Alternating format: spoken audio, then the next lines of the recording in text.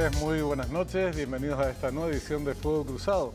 Hoy vamos a hablar de temas de mucha actualidad, pero no pretendemos restringirnos solamente a uno de ellos, que todos está en boca de todos, que tiene que ver con el pedido de intervención de dos municipios de nuestro país, los más importantes, Ciudad del Este y Asunción. Pero queremos ponerlo en contexto político y si tiene incidencia en este ámbito, en la política, y también cuáles son las incidencias, y también en la economía. Tenemos temas políticos y económicos en nuestro país que van por cuerdas separadas y queremos ver si hay alguna relación directa e incidencias entre lo que está pasando o cómo se están abordando estos temas en Cámara de Diputados, cuáles son sus perspectivas, si sobreviene la intervención de ambos municipios, de uno de ellos, y después la eventual destitución o renuncia de algunos de los intendentes afectados por este hecho. Para eso le convocamos, le invitamos, ya le agradecemos también por su presencia al doctor Euclides Acevedo, un político de larga trayectoria. ¿Qué tal, Euclides? ¿Cómo estás? ¿Qué tal? Buenas noches, querido Benjamín. Buenas noches también aquí a Leandro y a Jorge. Gracias por la invitación. No, gracias por estar acá. Seguimos en orden decreciente en términos de edad y efectivamente de trayectoria también en la vida pública y privada. Está Jorge Garicoche, economista, consultor de Mentu. ¿Qué tal, Jorge? ¿Cómo estás? Hola, Benjamín. Muchas gracias por la invitación. Un gusto compartir acá con este alto y distinguido panel. Así que un placer poder compartir con ustedes. Gracias también por estar acá.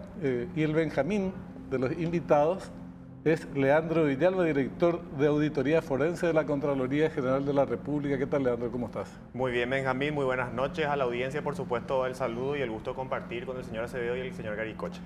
Yo no lo conocía personalmente a Leandro y cuando hablamos por radio y también con imagen, pero no era un contacto telefónico, lo hacía una persona mayor en cuanto a sus conocimientos y también a su personalidad. Resultó ser un hombre bastante más joven y es una grata sorpresa. Yo quería arrancar por una síntesis, Leandro, no explayarnos todavía, de hecho tenemos poco tiempo, sobre las causales de intervención y la situación actual, los pedidos de intervención que hace la Contraloría a ambos municipios, que subió bastante el tono. Le escucharon ustedes seguramente al Contralor en las comisiones que evalúan estos temas en Cámara de Diputados, muy tajante. En el caso de Asunción, una urgente intervención, urgente en esos términos. En el caso de Ciudad del Este también, diciendo que hay un modus operandi muy grave que representa no solamente irregularidades administrativas, sino también la comisión de presuntos delitos. A la luz para avanzar un poquito de lo que se está tratando en la comisión, los cargos o las denuncias que se formulan en el informe de la Contraloría, si podés resumir, y las respuestas que dieron los afectados. En el caso de Ciudad del Este, por lo menos. ¿Cómo no? En el caso de la Municipalidad de Ciudad del Este estamos hablando de fallas sistémicas en varias áreas de la gestión municipal. Tenemos, por ejemplo, que en el examen documental acerca de los gastos de capital del periodo 2019-2022 se consta que la Municipalidad de Ciudad del Este no proveyó documentos de respaldo por erogaciones superiores a los 42.000 millones de guaraníes. Es importante mencionar que la Ley Orgánica Municipal establece claramente la obligación de los municipios de tener sus documentos contables y sus respaldos al día y de ponerlos a los órganos de control cuando estos los solicitaren. Sin embargo, la Municipalidad de Ciudad del Este apenas ha enviado aproximadamente un 9% de toda la documentación de la cuenta que fue auditada en esa oportunidad, ¿no? Este es un hecho claramente gravísimo. A la Contraloría no sabe dónde están esos documentos. Disculpa, Prieto insiste, claro, hay que documentar eso y demostrar en los documentos, mejor dicho, que es mentira, que él informó todo lo que se le requirió desde la Contraloría. Mismo discurso que el intendente de Asunción. Ambos dicen que tienen todos los documentos, pero no remitieron los documentos de la Contraloría, por lo cual no podemos hacer ninguna apreciación al respecto de dónde están finalmente esos documentos. Ambos dicen que mandaron camiones y libroratos de documentos a la Fiscalía, pero eso no es serio. A la institución de control es a quien hay que mandarle todos los documentos para que se haga la revisión correspondiente. 42.000 millones, de los cuales rindieron 9%. Aproximadamente un 9%, ¿no? Tienen documentos respaldatorios. Aproximadamente un 9%, ¿no? Y dentro de esos documentos respaldatorios tenemos otra vez una serie de problemas, ¿no? Pero voy a omitir referirme a eso porque tenemos poco tiempo, ¿no? Otra cuestión importante en la Municipalidad de Ciudad del Este, que encontramos graves inconsistencias también en todo lo que tiene que ver con el manejo de las transferencias. Por poner un ejemplo, se hacían transferencias por 800 millones de guaraníes a comisiones para, digamos, la construcción de pozos, y los beneficiarios cobraban los cheques de los desembolsos y luego se firmaban los documentos como los contratos y las adjudicaciones.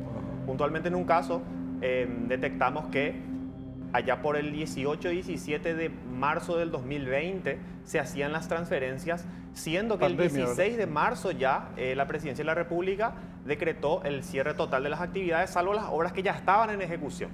También encontramos cuestiones muy graves en relación a la gestión de todo lo que tiene que ver con los contratistas de la Municipalidad de Ciudad del Este.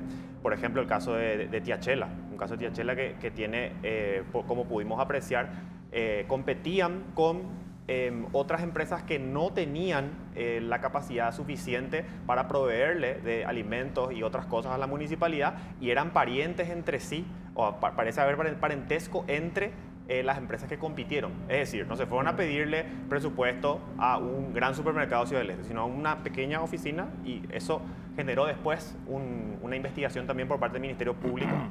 También tenemos graves inconsistencias en todo lo que tiene que ver con el balance de la Municipalidad de Ciudad del Este, con todo lo que hace a sus cuentas, cosa que ellos mismos admiten. La propia Municipalidad de Ciudad del Este admite que tiene graves inconsistencias en la exposición de su balance y en la gestión de sus cuentas. ¿Estas son irregularidades o presuntos delitos punibles, hechos punibles? Ese tema es súper importante que lo toquemos, Benjamín, porque parte de la defensa, que es muy similar en ambos casos, de la Municipalidad de Ciudad del Este y de Asunción, trata de defender de que supuestamente aquí no existiría un hecho penal y por tanto no corresponde la intervención. Eso es falso en doble sentido.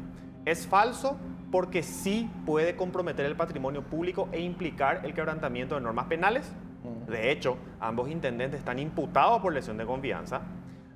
Sobre ambos pesan muchísimas denuncias. Y en segundo lugar, es incorrecto también porque la figura de la intervención, la herramienta constitucional de la intervención, tiene una naturaleza diferente que el castigo penal. Es decir, para castigarle a alguien penalmente, para meterle preso o que caiga una sanción de carácter penal, necesitas una imputación de la Fiscalía, una acusación formal de la Fiscalía. Necesitamos todo un proceso que puede durar varios años hasta que recién allí se condene y quede firme una sentencia contra cualquier persona. Sin embargo, la Constitución establece que al darse la intervención se abre un periodo de 90 días como máximo para que el interventor haga su trabajo y ponga eso a consideración de la Cámara de Diputados. Ningún juicio de esta naturaleza de carácter penal termina en 90 días. O sea, es totalmente diferente el tema que se tiene que discutir. Enseguida volvemos sobre Asunción. En el caso de Asunción también queremos tratar de la manera más equilibrada posible. Son dos los pedidos que se formulan y repito, los dos pedidos con carácter de urgencia por parte de la Contraloría General de la República. Un hecho más que, si me permitís, por más que no esté citado como una causal propiamente dicha de parte de la Contraloría General de la República, sí se hace referencia y se trae a colación esta serie de denuncias que se presentan por parte de ciudadanos en ambos casos, en ambas municipalidades. Y en el caso puntual de la Municipalidad de Ciudad del Este, una de estas denuncias refiere a un hecho de nepotismo, un supuesto hecho de nepotismo. Supuesto al momento en el que presentamos el pedido de intervención, pero posteriormente el señor Miguel Prieto ha confesado y ha confirmado eso en vivo y en directo en una entrevista que le brindaron. Y eso fue luego ratificado también por él mismo en otras... No, y en la comisión incluso misma. en la comisión también. Y dijo algo sorprendente. Dijo Miguel Prieto que la ley antinepotismo no estaba vigente. Eso es falso. Data del 2014 la ley antinepotismo. El año pasado, en el 2024, lo que se hizo fue ajustarla, introducir modificaciones. Está plenamente vigente.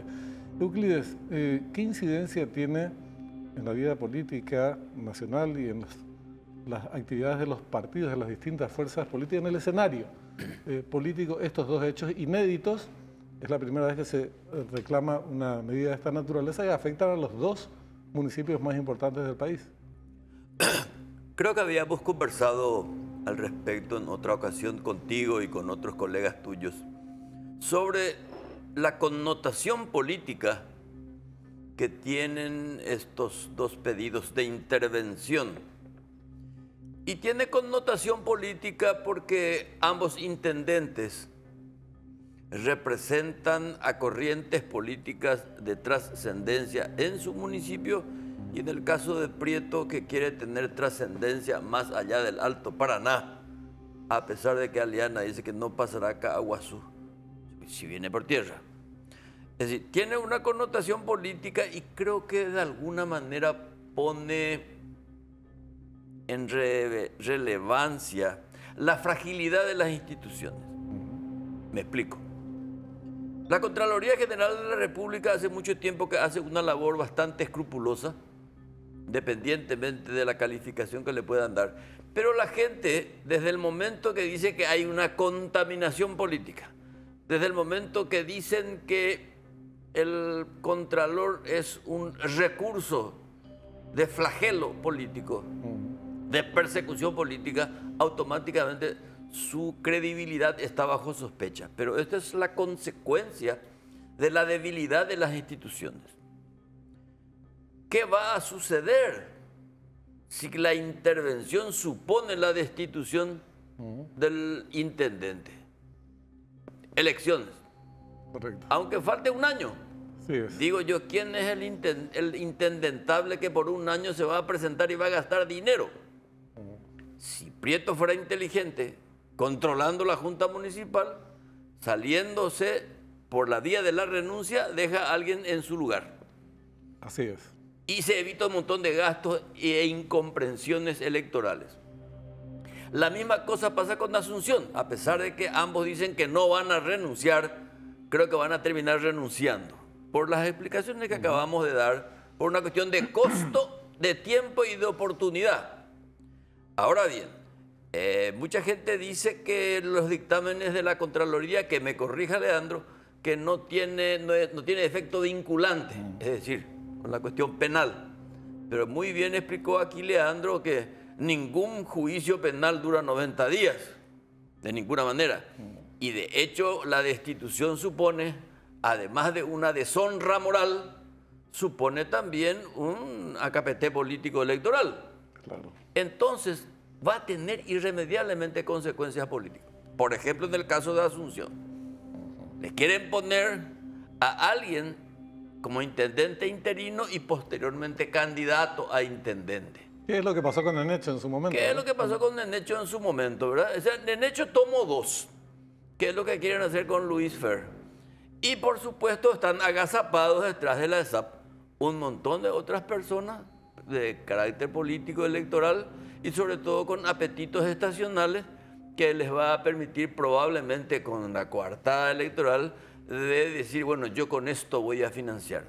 Como siempre, la financiación electoral es el vuelto. El resto se reparten los muchachos como La caridad corresponde. comienza por casa. ¿Cómo? La caridad comienza por casa. Por supuesto, tienen el legítimo derecho. Entonces, la connotación política además le pone bromato la incursión tendenciosa de los medios de comunicación. Entonces, yo le suelo escuchar aquí a Leandro hace bastante tiempo, ya me sorprende y me gratifica la lucidez de un funcionario público. Y la lucidez no solamente hay que tenerla, sino que hay que saber expresarla, cosa que lo hace muy bien Leandro.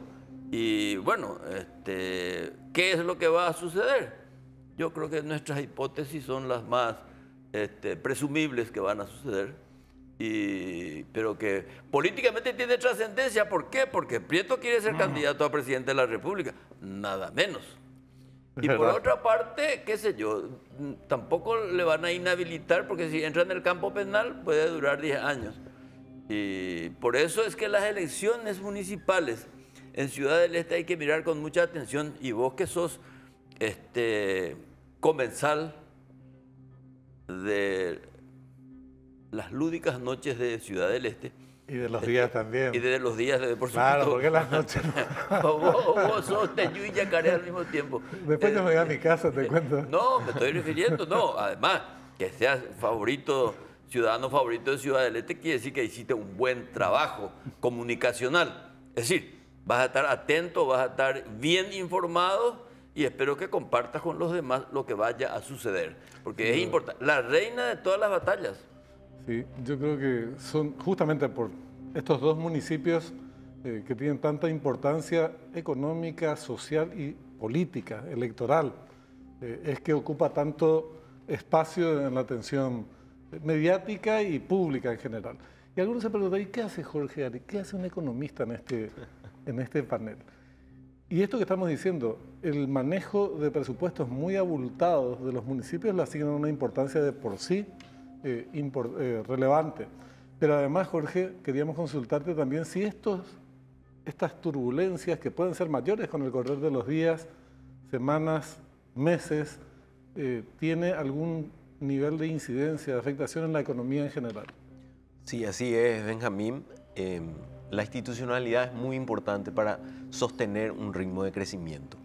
Asunción y Ciudad del Este son dos de las ciudades más importantes del país en términos de población, de personas que viven, pero también en términos económicos. De hecho, en términos de población, vuelvo a eso, entre Asunción, Ciudad del Este y sumo un poco Encarnación, vive más de la mitad del país, con ciudades alrededores. O sea, y acá hay una cuestión económica en relación a eso. Son ciudades fronterizas, dependen de cómo están Argentina o Brasil. Eso ya es un shock que siempre afecta a estas ciudades. Y si a eso le sumamos otros tipos de turbulencia, estamos generando otra vez un par de inestabilidades que pueden terminar afectando las decisiones de invertir o no en esas regiones, ¿verdad? Especialmente cuando viene algún capital de afuera y dice, primero ya me tengo que enfrentar a una cuestión de si el real está alto, el real está bajo y las posibilidades de que haya o no contrabando si me instalo en Ciudad del Este, y a eso encima se suma estas cuestiones. Ahora, saliendo un poco de la coyuntura actual que planteaban acá los doctores y la situación que están enfrentando Ciudad del Este y Asunción con la cuestión de la intervención, en lo que respecta a las finanzas públicas, esto ya es una cuestión estructural. No es solo una cuestión coyuntural y más allá del buen o mal manejo en cuanto a lo administrativo y en cuanto a la transparencia con la que se ha manejado, ambos municipios están teniendo una cuestión de déficits que ya son estructurales, de problemas económicos que ya data de hace tiempo. Me remito especialmente a lo de Asunción, que conozco un poco más. El incremento de la deuda ha tenido un incremento muy importante en los últimos años, casi que se ha quintuplicado en muy poco tiempo, en un periodo de 10 años básicamente se ha quintuplicado. Y aquí un hecho no menor es que esta semana vimos que la Casa de Bolsa, que había estructurado las últimas emisiones de bonos de Asunción, ya ha llamado a convocatoria de asamblea para definir cuáles son los siguientes pasos a accionar. Si van a pedir alguna reestructuración, si van a pedir alguna cuestión de garantías que generalmente suelen pedir estas asambleas, y creo que eso es un hecho relevante a mirar y a ver cómo se desenvuelve esto. Y esto también es importante mencionar que ahora se da, pero en realidad la Municipalidad de Asunción ya en mayo comunicó a la Bolsa de Valores que no iba a ser capaz de pagar la cuota de bonos de mayo. Eso uno podría decir, ok, es una cuota, y dice, voy a pagar con retraso. Pero si esto fuese sucediendo, la de mayo, la de junio, la de agosto, y así sucesivamente, es un problema muy, muy complicado que ya va a ser para el intendente actual, para el interventor o para quien venga después. Por eso me refería un poco a las cuestiones que son estructurales y van más allá de esta coyuntura, y que finalmente los ciudadanos asuncenos y del Este terminan pagando o terminan contribuyendo con estas cuestiones de alta implicancia política, pero también social y económica. Sí, yo de verdad no creo que en el caso de Asunción por lo menos se salga de esta situación si no es mediante una asistencia directa del gobierno, inclusive en buscar las soluciones. Hablemos un poco de Asunción. Sí. El Contralor fue tajante, terminante, como también en el caso de Ciudad del Este. Pero en el caso de Asunción dijo, es urgente la intervención. 2, 3 aspectos que tornan tan urgente esa medida, Leandro. Lo que mencionaba el señor Aricoche en primer lugar, la situación va empeorando rápidamente y puede llegar a un colapso que incluso arrastre los servicios públicos básicos. Mucho cuidado con lo que está pasando con la Municipalidad de Asunción. El cúmulo de deuda es muy alto, demasiado elevado. Ahora, puntualmente en cuanto a lo que motiva el pedido de intervención en la Municipalidad de Asunción. Hay que hacer un poco de historia y señalar que la municipalidad ya hace rato viene manejándose con déficit enormes en relación a lo que gasta muy por encima de lo que recauda. Y además se presenta la necesidad de inversión en obras. Entonces, a partir de allí es que se empezó a utilizar el crédito. Ahora, este crédito ¿lo puede usar la municipalidad? Sí lo puede usar, pero no lo puede usar, según la Ley Orgánica Municipal, para destinarlo a gasto corriente. Con la aprobación de los documentos y normativas de cuenta única dentro de la Municipalidad de Asunción, que es una figura que se usa por el gobierno central, hay que abrir un paréntesis acá, ¿verdad? El Ministerio de Economía y Finanzas, antes del Ministerio de Hacienda, en el 2012-2013 promueve este mecanismo en el que básicamente como cada uno acá somos un ministerio. Ministerio del Interior, de Salud, de Obras Públicas y de Trabajo. Por una cuestión estacional, uno de nosotros tenemos plata, o entró una recaudación extra, o vino algún recurso extra. Pero otro de los ministerios carece en ese momento de los recursos que son indispensables para firmar un contrato, empezar una obra, hacer un pago, etc.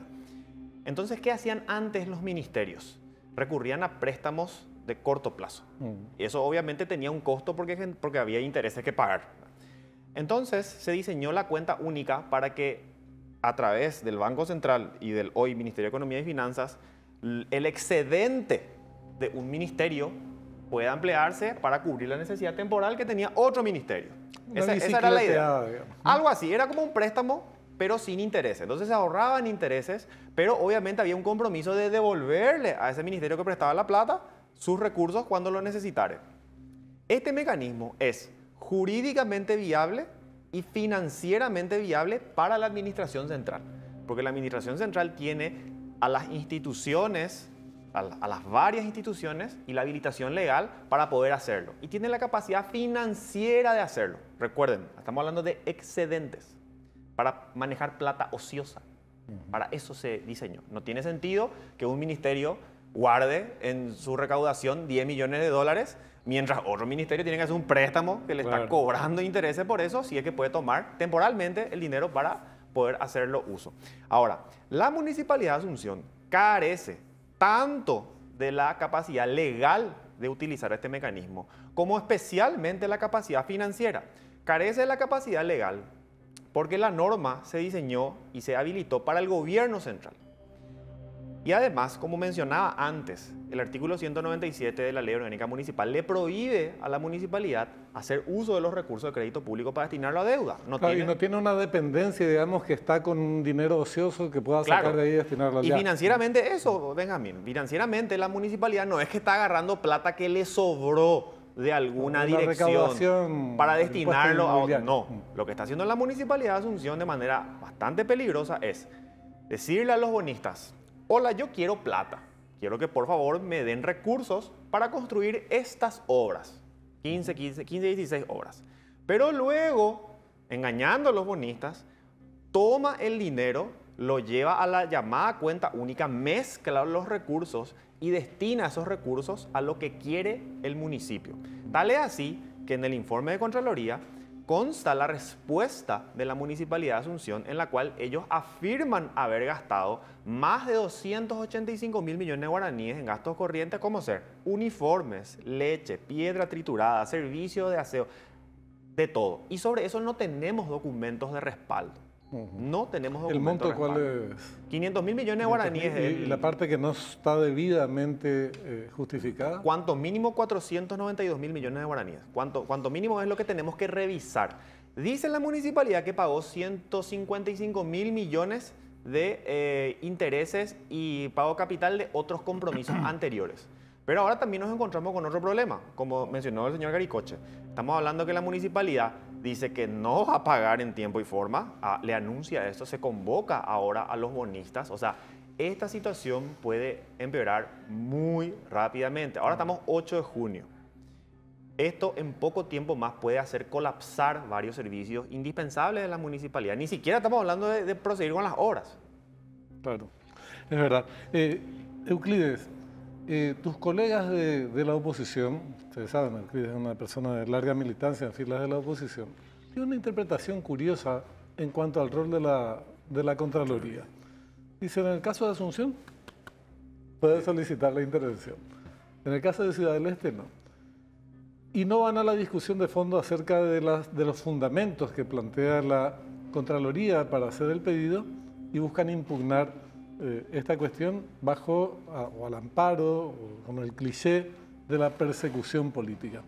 Te pregunto, ¿no es una forma muy pobre, además de incoherente, no es muy pobre en términos políticos, en cuanto a línea argumental para hacer frente a una situación como esta? Lo que acabas de describir es una fosforescencia de la degradación política que hay en el Paraguay y la degradación del pensamiento en general. Es decir, en un debate político o algo parecido, se cuestiona con adjetivaciones a veces irreproducibles a quien defiende una tesis y no combate el argumento del formulante. ¿Qué es lo que pasa? Si en vez de decir la Contraloría General de la República se equivoca en esto y en lo otro, lo que dicen es esto es una persecución política. La persecución política no puede ser una coartada a la desprolijidad contable que pueda tener una administración. Y nos estamos olvidando de un fundamento democrático básico y también del sustento constitucional del poder popular, que es del manejo del dinero público. La soberanía radica en el pueblo y el pueblo a través del sufragio. Eso es una parte elemental. La soberanía también radica en el tributo del ciudadano que tiene que ser honestamente administrado. Por eso a mí me resulta, me deja perplejo a veces, no estas incoherencias que son evidentes, y las evidencias no hace falta demostrarlas. Las obviedades, como dijo un cantante ¿cómo? mexicano, lo obvio no hace falta. No hace falta, exacto. Desarrollar. Entonces eso es sumamente preocupante. Si preocupante es lo que acaba de señalar Garicoche, de lo que puede resultar en materia de inversiones y de administración financiera del Estado, estos fenómenos, yo no quiero ni pensar en lo que pueda suceder, en lo que puede ser también el colapso del pensamiento político, que hay que recuperarlo, porque a la hora de la verdad, es decir, al inversor en serio, y me consta porque estoy gestionando una inversión de muy alto standing en el Alto Paraná, no les preocupa mucho estas obscenas defensas de la administración pública o de la gestión pública, pero sí les preocupa la seguridad jurídica. Y al mismo tiempo, cuando se fijan en el Parlamento, por ejemplo, en el debate parlamentario se produce exactamente lo que acabas de decir. Es una especie de entonación en si bemol o en fa mayor de la incoherencia y de las contradicciones propias. Y me acabas de hablar de la oposición. Yo creo que hay opositores, no hay una oposición. Sí. Entonces, eso revela que nuestra democracia está absolutamente debilitada, carente de musculatura, cada vez pierde más masa muscular porque no hace el ejercicio y no consume lo que tiene que consumir, que son ideas. Daipornio la idea, oye, buquenio, pea. Entonces, la gente se queda con la cuestión, no, dice, Wiroreí la doña Paraguay, hay mucho menos, o Huguay, ontes y cuay. Y sale otro y dice, Huguay, obvio, o 4 años. Entonces, es mucho más preocupante lo que acabas de señalar que lo que señaló aquí Garicoche, porque finalmente los economistas tienen la magia de querer de repente convertir un descalabro económico en una oportunidad para recuperar prosperidad. Pero el descalabro del pensamiento es sumamente peligroso porque afecta profundamente el sistema democrático que va a terminar estimulando a algún Mesías que quiera de repente aparecer y va a tener éxito, que es lo peor. Sí, andan revoloteando. En la región ya tuvimos experiencia, tenemos experiencia. Y va a seguir sucediendo probablemente. Ahora, yo quería referirme muy brevemente a este tema de la supuesta persecución, que se asienta en el hecho de que la Contraloría no tendría facultades para solicitar la intervención, cosa que no es real, porque además ya hay antecedentes. Y aparte de los antecedentes hay una ley que está vigente, la 317, en su artículo 2, en su inciso 3, expresamente se refiere a la cuestión, y esta es la ley que regula el artículo constitucional que habla justamente de las intervenciones a gobernaciones y municipios, que es el artículo 165, pero al margen de esto. Aparte de esta cuestión, el otro argumento de la persecución es que más o menos son inocentes y sin embargo se los condena. Es inocente, hablan en singular, caso Miguel Prieto, tus colegas de la oposición. Y entonces, como es inocente y se monta toda esta campaña, hay persecución en Paraguay. ¿Cómo puede haber persecución? Y vos tenés mucha experiencia en lo que es la persecución. Si gozás de todas las garantías constitucionales, procesales para ejercer tu defensa. ¿Y cómo puede haber persecución si los órganos que están interviniendo lo hacen en el marco de las leyes que están vigentes? En todo caso, tenés que demostrar que esto es falso, que los organismos están actuando con discrecionalidad y arbitrariedad, que los fundamentos que exponen son ruines, inexistentes, y ahí podrías eventualmente llegar a la conclusión de que hay persecución. Y esto no es porque no haya habido historias de persecución, al revés, conocemos lo que son las persecuciones, pero es muy peligroso insistir con el cliché de la persecución sin darle un contenido real y se convierte en una muletilla para eludir las investigaciones. En un ardid. Claro, y ahí voy a Jorge, porque la imagen que se proyecta, este es un país muy enquilombado, ¿verdad? Acá te persiguen, vos haces cualquier cosa y te persiguen, y se denuncia persecución y que ya estamos al borde supuestamente del autoritarismo, del retroceso, de la dictadura, de la falta de garantías. Eso también tendrá o podría tener sus repercusiones. En este mismo momento hay una de las varias misiones presidenciales, hizo el presidente hace unos días, supongo que han de mirar al mismo tiempo. Por un lado se pinta una realidad, por el otro hay otras voces que dicen exactamente lo opuesto. ¿Qué impacto puede tener esto en el terreno de la economía? Me voy al caso de Perú. Perú en los últimos años cambió como 7 presidentes en 5 años, más o menos. Es. Pero su presidente del Banco Central está hace 25 años. Su ministro de Economía unos cuantos años. O sea, a lo que voy es que de algún modo las peleas políticas internas logró separar de sus cuestiones económicas y preservar las cuestiones económicas. Ahora, para que se pueda hacer eso, digamos, sigamos con nuestro folclore de le perseguimos o no le perseguimos o las cosas que sucedan, uno necesita también la estabilidad de las finanzas. Y ahí es donde yo veo un mayor riesgo, porque hablábamos de esta situación de Asunción, que en algún momento hay que pagarle a los bonistas. En algún momento hay que recuperar eso. ¿Y eso qué puede implicar? Eso puede implicar incremento en tasas, eso puede implicar recortes en la municipalidad. De algún lado tenemos que sacar esa plata. Si yo voy a poner algún tipo de inversión, y una inversión importante, yo juego con una decisión que la tomo hoy pensando en los próximos 5, 10 o 20 años. Dentro de eso, no es menor las cuestiones impositivas que vaya a tener que pagar. Y digamos que el Estado me puede, a través de una serie de beneficios fiscales que existen en Paraguay, me puede garantizar, mira, estos beneficios tenés. Pero ¿qué pasa con las cuestiones municipales? ¿Qué pasa si de un día al otro me alzan una tasa que estaba al 14%, me alzan al 20%? ¿Cuánto podría terminar afectando también en mis decisiones de invertir o no algo? Entonces hay que tener también cuidado con esas cuestiones, digo, separando un poco esas peleas folclóricas que tenemos acá y que sucede también en Latinoamérica, pero cómo preservamos ese crecimiento que hoy está teniendo, especialmente Ciudad del Este y alrededores, que está pasando por un proceso de reconversión muy interesante, en el sentido que Ciudad del Este lo conocíamos netamente como una ciudad comercial.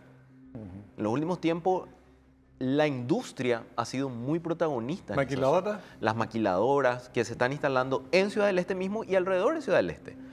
Un poco por la conexión que tienen ahí con Brasil. Entonces, si queremos seguir que eso siga viniendo y que siga dando también mayor fortaleza y resiliencia económica a esta ciudad, que no solo dependa de situaciones coyunturales del comercio, tenemos que pensar también en estos pequeños detalles. Sí, hay que tener cuidado cuando se alega también como una forma de evitar que se tomen estas medidas administrativas, políticas. Decía, se alega que no porque la imagen exterior nos puede perjudicar. Es un pretexto insostenible, porque si hay irregularidades, hay ilegalidades que deben ser corregidas, hay que corregirlas. Esa es la mejor presentación hacia el exterior, ¿verdad? Aprovechando eso que decís, Benjamín, corregirlas. Yo creo que esto, justamente en este debate y en todo lo que se está generando en la sociedad, creo que es momento de corregir aquellas cuestiones que hacen también a las finanzas municipales. En lo que son las finanzas de la administración central tenemos la ley de responsabilidad fiscal, que estamos tratando de volver a eso. No tenemos ninguna regla respecto a las finanzas municipales. Creo que es un momento de comenzar a ver cómo podemos normar eso y también normar algunas cuestiones que no tienen mucho sentido, ¿verdad? Cuando uno ve el mercado bursátil, lo más riesgoso, para ilustrarle a la gente, de las emisiones que existían en Paraguay eran las emisiones de las firmas que venden electrodomésticos. ¿Por qué? Porque sus ventas son relativamente bajas, se vende una licuadora, no sabes si te va a pagar porque llevó a cuota, entonces es bastante riesgoso. Lo interesante de esto es que la Municipalidad de Asunción, cuando sale a emitir un bono, tiene una tasa más alta que una de las firmas más riesgosas de todo el mercado. Y eso uno diría, ¿cómo si de alguna u otra manera, a pesar de todo lo que tengan la Municipalidad de Asunción en esta administración o en administraciones anteriores, recauda entre 150 y 200 millones de dólares? ¿Por qué es tan riesgosa? Y porque no tiene garantía. Los bonos que se emiten de la Municipalidad de Asunción no tienen garantía. Dice así el prospecto del bono y eso uno dice, no tiene sentido. Financieramente no tiene sentido porque la propia recaudación es una forma de garantizar. Y uno habla con los juristas municipales y te dicen, no, lo que pasa es que la Carta Orgánica Municipal dice que no se pueden hacer garantías sobre el flujo. Y la verdad que financieramente eso no tiene sentido. Entonces, ahí hay oportunidades también para hacer los procesos de mejoras que se tienen que hacer. Y por último, dejo esta reflexión. Si Asunción y Ciudad del Este están así, me preocupan las demás ciudades del Paraguay. Exactamente. Y yo quería cerrar justamente con la participación de Leandro con ese tema, porque estos son los dos municipios más importantes. Te adelantaste un poco, no hablamos con Jorge antes del programa, y son más de 160 municipios. 260, perdón, municipios que seguramente tienen también unos líos bárbaros. Y se adelantan preocupaciones políticas y se usa como argumento para evitar este tipo de intervención de la Contraloría diciendo se abre una caja de Pandora, cuidado muchachos, porque después van a ir detrás de otros y bla, bla, bla. ¿Cómo actúa o cuál es la proyección en materia de otros municipios en este tema de revisar exhaustivamente sus administraciones y hacer los requerimientos que correspondan? Lo estamos haciendo en la medida de las posibilidades que tiene la Contraloría, que cuenta con poco más de 1.000 funcionarios para controlar a los otros 400.000 funcionarios públicos, incluidos los de las municipalidades, y que debe controlar el presupuesto total, incluido a todas las municipalidades de gobierno central, con aproximadamente el 0,9% del total, ¿no? Es una tarea sumamente complicada, todas las Contralorías enfrentan este tipo de problemas, pero lo estamos haciendo. Ahora bien, es importante mencionar que estos dos municipios reúnen una serie de elementos que no se presentan en otros municipios. Por eso nosotros señalamos que esta es la última ratio, este es el último recurso. Esto se mencionó por el Contralor desde el primer momento. ¿Cuáles son esos elementos? Fundamentalmente estamos encontrando las graves irregularidades, que es el presupuesto constitucional. Encontramos también que ambos mandan sus documentos al Tribunal de Cuentas, lo que es una manera de eludir los controles y plantea un problema jurídico de fondo. Un organismo que no debería más existir, entre paréntesis. Para el control, claro. No. De hecho, que la Constitución le retira esas competencias que antes tenía. Después tenemos que ambos intendentes están imputados por lesión de confianza Y sobre ambos intendentes hay una serie de denuncias y reportes presentados tanto por Contraloría como por otras personas, ¿no? Y además también podríamos mencionar un elemento más que es la persistencia de estas irregularidades. El asunto de los bonos en la Municipalidad de Asunción, la Contraloría ya le cuestionó en el 2020.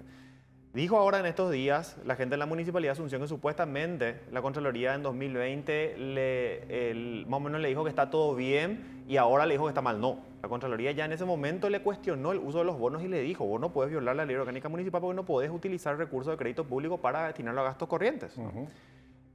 También en Ciudad del Este, todo lo que tiene que ver con el manejo de las transferencias, ya se cuestionaba en informes pasados. Esto que te comenté de que se cobra un día un cheque y luego salen los documentos de respaldo, o peor todavía, el beneficiario endosa los cheques, le da al contratista sin proceso competitivo, sin proceso de rendición de cuentas transparente. Eso ya sucedía. Antes ya le dijo la Contraloría, tenés que corregir esto, tenés que corregir esto. Otros municipios presentan de repente irregularidades, algunas graves, otras no tan graves, y hacemos reportes, por ejemplo. Y la semana pasada el Contralor comentaba que hubo un intendente que le dijo, a mí la Contraloría me cuestionó que yo hice un préstamo para pagar salarios, porque en un momento no teníamos recursos, y desde que la Contraloría me cuestionó eso, yo nunca más lo volví a hacer. Entonces se corrige la irregularidad, se subsana el problema. Pero acá tenemos también una persistencia. Además de todo lo anterior, tenemos una persistencia. Y por eso son tan especiales estos casos. Y por eso van a la herramienta de último recurso. Pero como dijo también el Contralor, si se presentaran otros casos tan excepcionales como estos, por supuesto se van a presentar también. O sea, no es que la Contraloría va a andar por la vida solicitando la intervención de medio... No, ese es un argumento que utilizan. Es un argumento para evadir la discusión. Lo que decía Jorge es algo que ya hablamos en otras ocasiones, que es muy importante de considerar. La economía, felizmente, aunque siempre hay relación entre política y economía, los niveles de la incidencia de la una sobre la otra depende también de la gravedad de los problemas en cuestión. Y la economía viene actuando en paralelo ya desde hace muchos años y pasamos por turbulencias políticas que no afectaron directamente a la economía. Lo que sí quería preguntarle para el cierre a Euclides también es que insistir un poco sobre el comportamiento de la oposición o de los actores, distintas fuerzas de la oposición. ¿Vos cuál crees que deberían ser las prioridades de esta? Porque se sigue desarrollando el discurso de los buenos y los malos. Ellos son los malos, nosotros somos los buenos, los corruptos, los honestos, supuestos. En el caso de un municipio se actúa con una vara, en el caso de otro con algo muy distinto. Y da la impresión de que los temas de mayor interés nacional siguen ausentes de la agenda opositora. ¿Vos cuál crees que debería ser el papel de la oposición? Yo creo que el papel de la oposición, en primer lugar, tienen que renunciar a esa rivalidad neurótica de líderes que no tienen la debida fuerza como tuvo en otra ocasión, en otra época. Si la oposición no se une, la oposición no es alternativa de poder. Si la oposición no es alternativa de poder, no es oposición. La oposición en cualquier parte del mundo tiene que ser una opción diferente al vigente y al que se lo cuestione. Entonces, en primer lugar, debe reunificarse alrededor de una idea y de un proyecto. Porque no podemos quedarnos con lo que muy bien dice Celeste Amarilla, en un rapto de lucidez, dice, la oposición de repente somos una mala copia de los colorados. Es una descripción real, pero no podemos quedarnos en descalificaciones coyunturales por legítimas que fueren si no tenemos un proyecto de alternativa. Y efectivamente, nos preocupa que el señor fiscal forense de la Contraloría, el auditor forense, se convierte en una especie de publicano, que es lo peor que hay en la Biblia, el recaudador de impuestos, es antipático. Pues no podemos quedarnos en eso. Tenemos la cuestión del Tratado de Itaipú, correcto, el anexo, que la gente pasa... ¿Vos creés, Benjamín, que lo que acaba de explicar Garicoche, en el Parlamento la gente entiende las consecuencias de la emisión de bonos y el no pago? Que el problema no es endeudarse, sino tener capacidad de pago. ¿Vos creés que se discute eso? ¿Vos creés que discuten los argumentos que acaba de exponer el auditor forense? Yo creo que no. ¿Por qué? Porque no quieren leer, no quieren prestar atención, entonces están si salgo o no salgo en la tapa del diario y en qué forma, porque eso me produce una especie de erotismo político. En tercer lugar, yo creo que la oposición efectivamente debe renunciar a las figuraciones inoportunas y recurrir, sí, a la consolidación de un proyecto político. Y aquí voy a ser un poco, a lo mejor, injusto con algunos sectores políticos. Si no hay una recuperación institucional del Partido Liberal Radical Auténtico, no habrá oposición que pueda tener éxito, porque todo va a girar alrededor del PLRA. ¿Por qué? Porque esa es la única institución que tiene estructura nacional que puede ser una opción electoral exitosa, alrededor del cual tienen que girar probablemente aquellos que no están en el poder, porque finalmente la política conspiraticia está en buscar el poder si no se lo tiene y mantener si lo posees. Sí. Y acá, por eso es que la pelea del 28, a nadie le preocupa quién va a ser el candidato opositor hoy, no sé mañana. ¿De quién va a ser el candidato? Si va a ser de Fuerza Republicana o NTT o va a ser de Honor Colorado. Entonces, la oposición o se une o desaparece. Y se une, tiene que unirse a través de un tronco que es el PLRA hoy. Y después la cuestión de la izquierda, la derecha, los colorados, el que fuere. Pero, nuevo proyecto país. Si el proyecto país no pasa por un nuevo pacto entre la sociedad y el Estado, no vamos a salir, y el señor Garicoche próximamente va a venir así a explicar acá, señores, estamos en default. Bueno, vamos a seguir hablando. Nosotros que hicimos, esta mesa no es casual, este panel no es casual, podemos traer diputados de un color, de otro, y que se peleen, y eso hasta puede ser entretenido, pero no contribuye a aclarar cuáles son los temas que están sobre la mesa y que la opinión pública se pueda tomar una posición como resultado de la comprensión de los hechos que realmente están sucediendo. Entonces les agradezco mucho, Leandro, Euclides, Jorge, muchísimas gracias por estar con nosotros hoy.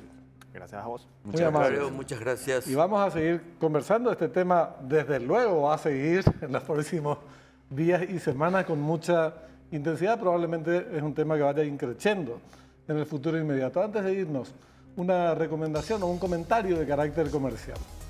En Basa sabemos que los logros son más grandes cuando se comparten, porque no es solo un 0 kilómetro, es llenarlo de amigos. Y no es solo un viaje, es vivirlo con quienes más querés. Por eso en Basa tenemos un producto para hacer posible cada momento.